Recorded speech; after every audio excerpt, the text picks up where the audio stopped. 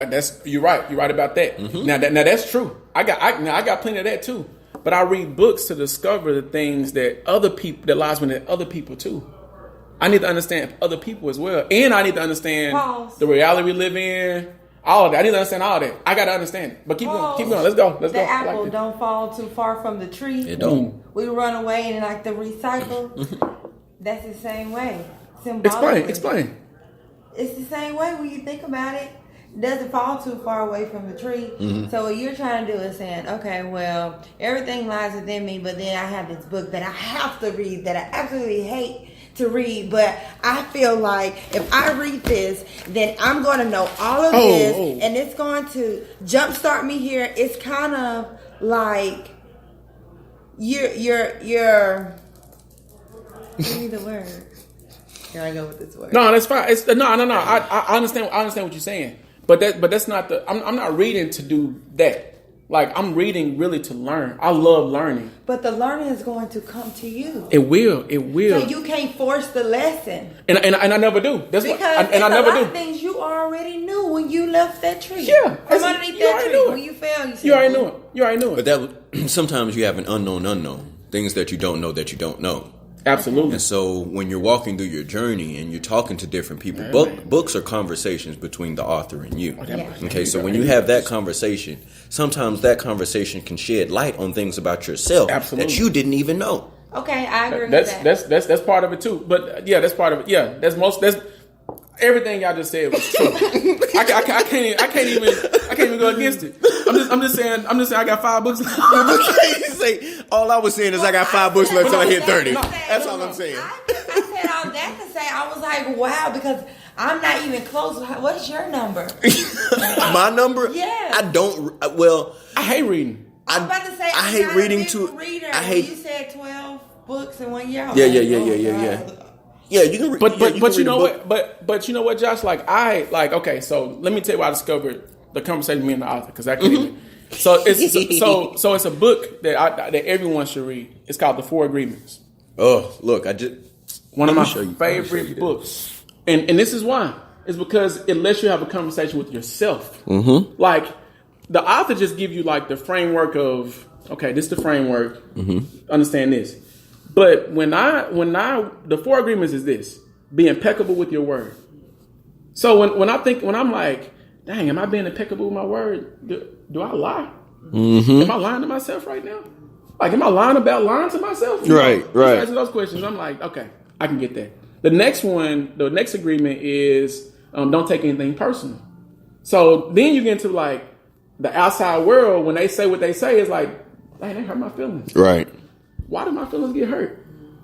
Dang, do I got daddy issues? You start asking those questions. It's funny, but it's it really is. And then the next agreement is always do your best. I never had a problem with that one. Like, that one I was like, check. Because I bring my best self to everything I do. Then the 4th one was don't take any person. Never assume or don't assume. Mm-hmm. And that one right there, it let me self-examine myself, and I started to discover more of myself.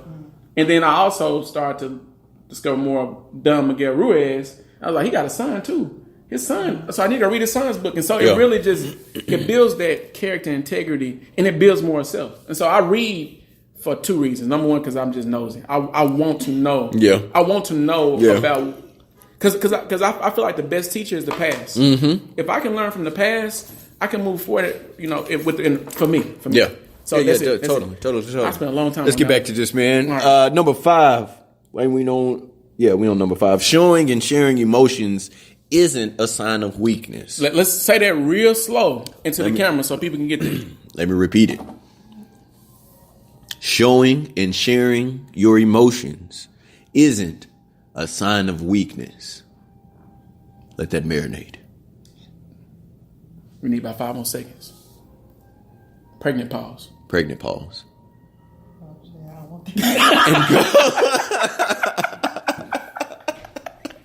All right, let's keep going. Yo, number 6. Hey, and this really hits home with me being a psych. Well, you too, Kev. Your mental health matters. Mental health matters, man. Like, stress is the number. I don't care what any doctor says. Stress is the number 1 killer of man. You know what? I was watching this video the other day, and this might go past what we're talking about now. Yeah. But it may go with it too. Mm-hmm. Like from the moment that you entered this world, you started on someone else's program. Yep. Yeah. You from the very instant. From the instant you said, you came out the womb. Boom. You on somebody else's program. Yep. From how the doctor pull you out or whatever they did, all of whatever that. procedure. And so how can you truly know thyself if you don't take care of thyself mentally and if you don't disconnect yourself from the program? I could have saved more slaves had they known they were slaves. I'm going to tell you something after the podcast, but we're going to keep going. That's one of my favorites. Good. Living is an act of resistance. You are going to live, get out all of the dreams and thrive despite all odds. So basically, no matter what, by all means, live. Do it. I'm living my best life. And I ain't going back and forth for you. That's my song. Yeah, man, I love that shit. Okay. I love that shit. What's the next one? Hey, number 8. You are a descendant of kings. Ooh. Ooh. What about descendant of God? Ooh, see, even when they try to boost us up, they limit us. Yeah. What?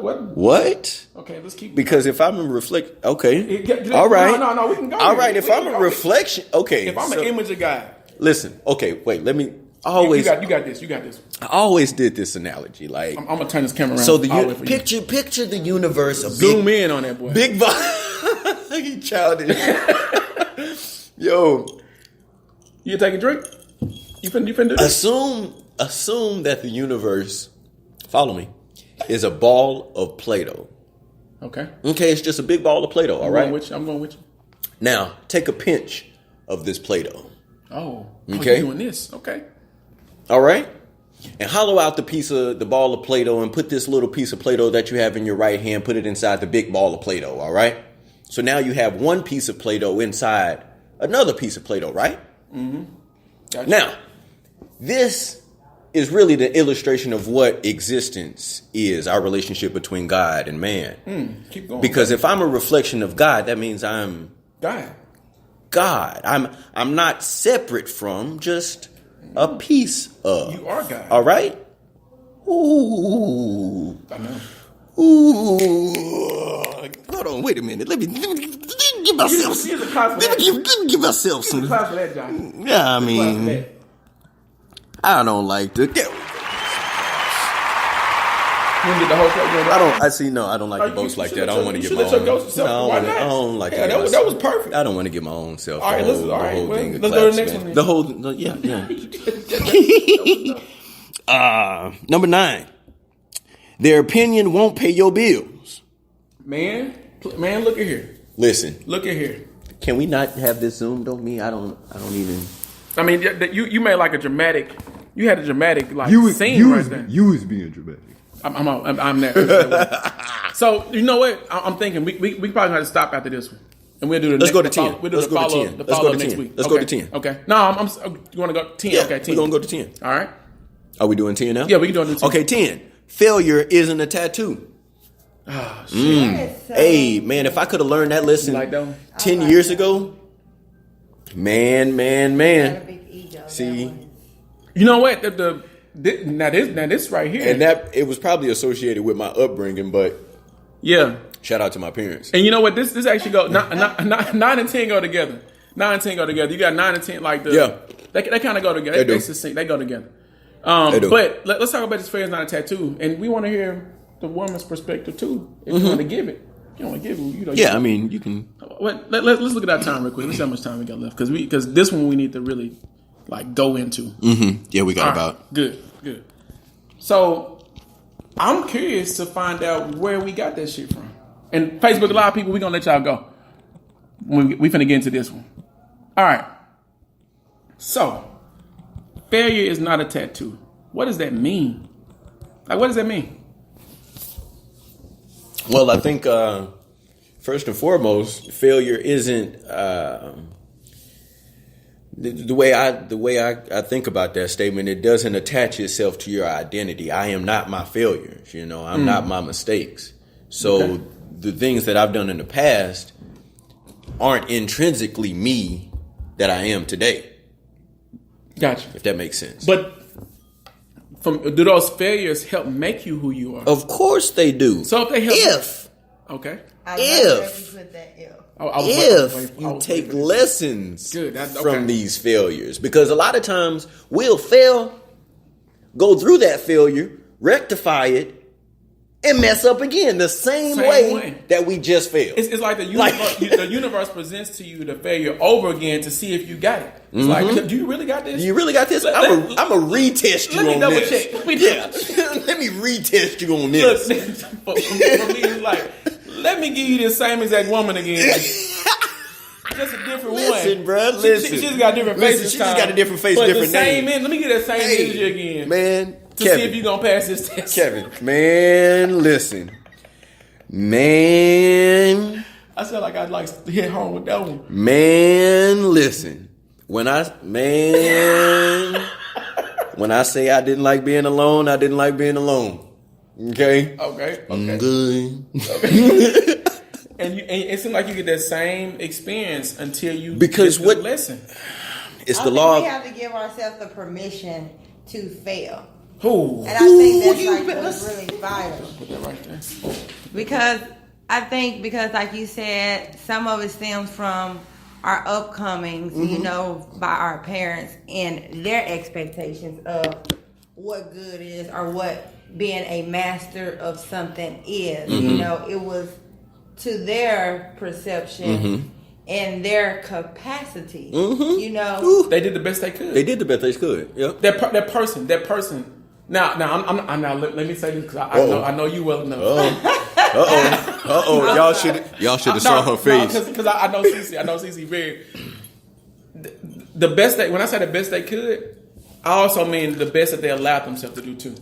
All they go together. Okay. All they go together because some people don't allow themselves to be that, whatever that is. Yeah. I hope. Now I know you well enough to like.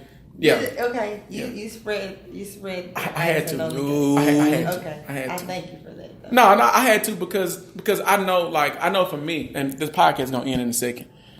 Josh, I know for me, the only way that I could really grasp or understand why, and I'm going to go to some stuff that we're going to have to do next episode, but why my dad was not there was because I had to understand that he was doing the best that he could with what his dad gave him. Man, listen. Kev.